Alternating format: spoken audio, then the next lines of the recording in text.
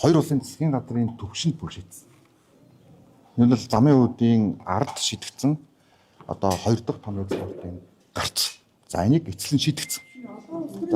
За байж байгаа. Байж байгаа. Байж байгаа.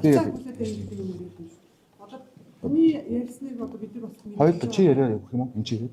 та одоо Юу харин би ярьж штэ. Би нэг хүний асуултанд хариулж штэ. Хүндэлтэй хэдэлээ би энэ дахин хэлэх үү.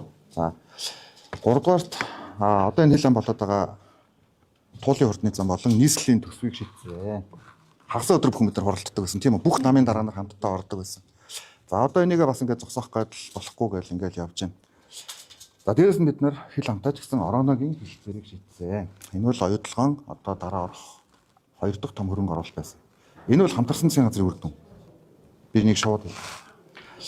За яг адилхан зандан шатар дараах засгийн газар байгуулад за өмнөхөөс нэлээд сайн өгөөсгсөн одоо улс төртэй за БНХ гэдэг нэг дүртэй тэр нь оюутан гэдэг ганцхан хүнтэй одоо тулаан зарласан. За ингээд 10 сар явлаа. За 10 сар дотор яг юу болов? Яг адилхан 10 сар. Яг юу шийдэгдсэн? Нэг ч юм шийдэгдээгүй.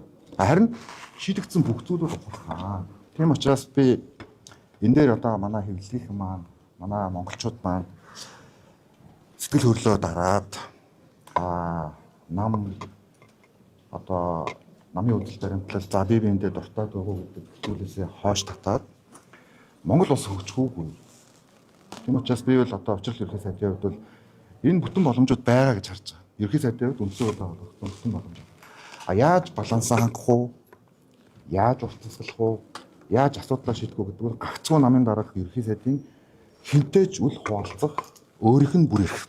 Энэ дээр өөрийнхөө байж чадвал учрал олон зүйлийг шийдсэн түүхэн ерхий сайд байна. Өөрийнхөө байж чадахгүй бол зүгээр одоо утсан күгэлтэй болоод за ингээд нийгмийн дэмжлэгээ алдаад Монгол улсын цагийг алаад өөрийнхөө түүхийг сүйдэлнэ. За.